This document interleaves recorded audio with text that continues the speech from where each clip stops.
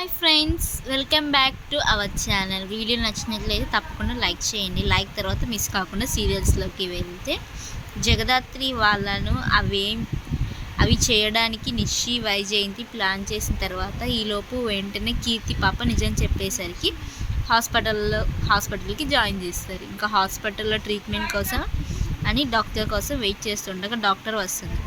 Doctor అన్నీ చెప్పేసి జగదాత్రి అడుగుతుండగా ఇంతలో ఏమైంది, స్టమక్ పెయిన్ అని చెప్పేసి అన్నారు కదా అని డాక్టర్ అంటుండగా ఇంకా జగదాత్రి ఈ విధంగా చెప్తూ ఉంటుంది. ఏం జరిగిందో తెలియదు, డాక్టర్ కళ్ళు తిరిగి పడిపోయారని జగదాత్రి అంటుండగా సరే మీరు ఇక్కడే ఉండండి, నేను లోపలికి వెళ్ళి చెక్ చేస్తానని చెప్పేసి కౌచ్కి దగ్గరికి డాక్టర్ వెళ్తుంది. లోపల డాక్టర్ చెక్ చేస్తుండగా జగదాత్రికి ఏదైనా మాత్రం చాలా కంగారు పడిపోతూ ఉంటారు. లోపల డాక్టర్ చెక్ చేసిన తర్వాత బయటకి వస్తుంది.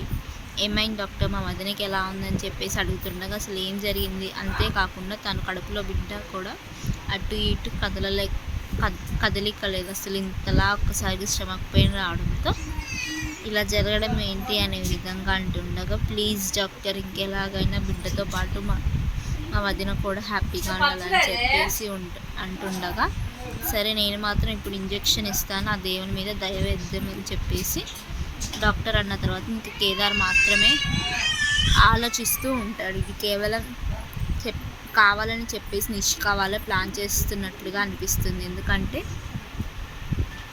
మొదటి నుంచి నిషికాకు పిన్నికి అక్క ప్రెగ్నెన్సీ ఎలా పోగొట్టాలని చెప్పేసి ఆలోచిస్తూ ఉన్నారు. ఇదంతా చూస్తుంటే వీళ్ళ ప్లానే అనిపిస్తుంది. దేవుడా ఎలాగైనా అక్క కడుపులో ఉన్న పాప కూడా హ్యాపీగా ఉండేలా కేదార్ అలా మొక్కుతూ ఉంటాడు. ఇలా డాక్టర్ ఇంకా మళ్ళీ ఒకసారి చెక్ చేద్దామని లోపలికి వెళ్ళేసరికి కౌశికి కాస్త మెలకు వస్తూ ఉంటుంది. అప్పుడు వెంటనే డాక్టర్ వచ్చి చెక్ చేసిన తర్వాత తను బాగానే ఉంది, అంతేకాకుండా త్వరగా మీరు తీసుకొచ్చినందుకు కూడా లోపల ఉన్న బేబీ కూడా హ్యాపీగా ఉన్నారు, లేకపోతే ఒక్క నిమిషంలో ఇద్దరు ప్రాణం పోయేది, కానీ ఒక ప్రాణం చెప్పలేకపోయే వాళ్ళం ఈ విధంగా అంటూ ఉంటుంది. లోపు వెంటనే కౌశికి మెలకు వచ్చి అటు ఇటు చూస్తూ ఉంటుంది. మేము వెళ్ళి చూడొచ్చా డాక్టర్ అంటుండగా సరే లోపలికి వెళ్ళండి అని వెంటనే కేదార్ని జగదాత్రి లోపలికి వెళ్తారు. ఇంకొక్కసారిగా జగదాత్రి కేదార్ని చూసి ఏమైంది, ఏం లేదు, కాస్త కళ్ళు తిరిగి కింద పడి అవునా మాకు తెలియకుండా నువ్వు హాస్పిటల్కి వచ్చావని చెప్పేసి అన్నారు. నువ్వు హాస్పిటల్కి రాకుండా ఇంట్లో అలా పడ్డావని, అసలు ఏం జరిగిందన్నా అని ఈ విధంగా అంటుండగా నేను నేను ఎక్కడ వచ్చాను, నేను రాలేదు, నువ్వే అన్నావు కదా ఫ్రెష్ అప్ అయి రావద్దు, నా కీర్తికి పాలు తాగిస్తా అని చెప్పేసి నువ్వే వెళ్ళావు కదా, నేను రూమ్లోకి వెళ్ళేసరికి కాస్త స్టమక్ పెయిన్ ఎక్కువ అయిపోయింది, ట్యాబ్లెట్ వేసుకునే అవకాశం లేదు, వెంటనే అక్కడ పడిపోయానని ఈ విధంగా కౌశికి చెప్పేసరికి జగదాత్రి కేదార్ ఒక్కసారి షాక్ అవుతారు. అదేంటి వదిన, నువ్వు హాస్పిటల్కి ఆల్రెడీ వెళ్ళిపోయావు అని చెప్పేసి నిషి వాళ్ళు చెప్పారు కదా. ఏంటి నిషి వాళ్ళు చెప్పారా, నేను వెళ్ళలేదు, నువ్వు అన్నావు కదా హాస్పిటల్కి తీసుకెళ్తాను అని, అంతలో నాకు పెయిన్స్ వచ్చి అక్కడే కళ్ళు తిరిగి పడిపోయాను అంటూ ఇది కావాలని చేసిన నాటకం అన్నమాట. సరే వదిన మనం ఇంటికి వెళ్ళిన తర్వాత మాట్లాడుకుందాం అని చెప్పేసి కౌశికిని తీసుకొని ఇంటికి వస్తుండగా ఇటువైపు నిషి వాళ్ళు అత్తయ్య ఏమైంది, కౌశికి వదిన కడుపు పోతుందా, పాపం జగదాత్రి కేదార్ ఏడ్చుకుంటూ వచ్చి వదిన కడుపు పోయింది ఇంకేం లేదని చెప్పేసి అంటారా, అప్పుడు మనం హ్యాపీగా పార్టీ చేసుకుందాం నా మీదంతా సుత్తూ ఉంటే కౌశికి కడుపు పోయినట్టుగా ఉంది, ఎందుకంటే స్పృహలో లేదు కదా, ఆల్మోస్ట్ కడుపు పోయినా ఉంటుంది అని విధంగా సంబరపడిపోతూ ఉంటారు. ఈలోపు మాత్రం కౌశికిని తీసుకొని జగదాత్రి కేదార్ ఇంట్లోకి వచ్చేసరికి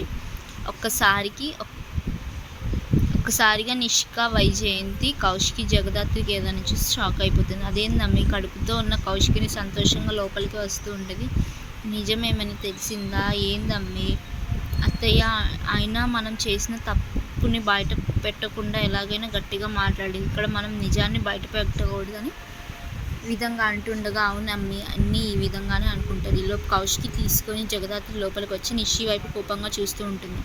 లోపలికి వచ్చిన తర్వాత వెంటనే అలా చూస్తున్నావేంటి, ఏదో తప్పు చేసిన దానిలాగా అని నిషిక జగదాత్రిని అంటూ ఉంటుంది. అవును తప్పు చేసావు వదిన,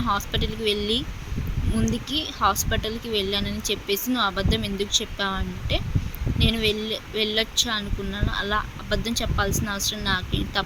తప్పు చేయలేదని ఎంత సమర్థిస్తున్నావని జగరాత్రి అంటూ ఉంటుంది. ఒసేయ్, నేనేం తప్పు చేశానని నీకేమైనా చెప్పానా? మొదటి నుంచి నా కడుపులో బిడ్డను చంపాలని నువ్వెప్పుడూ ఎత్తుగడ్డ వేస్తూనే ఉన్నావు కదా. అందులో నువ్వు ఇప్పుడు నిజం చెప్పావని ఎలా నమ్ముతాను అనుకుంటున్నావని కౌశికి అంటుంది.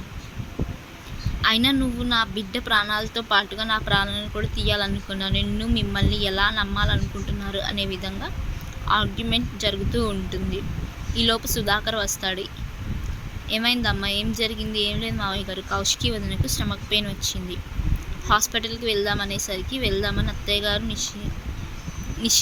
నిషి చెప్పారు. నిజం అనుకొని చెప్పేసి మేము వెళ్తుండగా కౌశికి వదిన రూమ్లోనే ఉంది. వీళ్ళు అబద్ధం చెప్పేసరికి వెంటనే ఆ కోపంతో వైజయంతి చంప పగలగొడతాడు.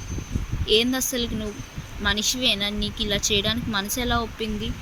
తను మనల్ని కాదనుకొని చెప్పేసి ఇలా చేస్తుందంటే మీ తప్పులు ఎన్నున్నాయో తనకు అర్థం కావట్లేదు. నీ కూతురికి ఇలా జరిగితే ఇలాగే చేస్తావా? అసలు నువ్వు మనిషిగా పుట్టావా కనుక ఇలాంటివి చేస్తున్నావు.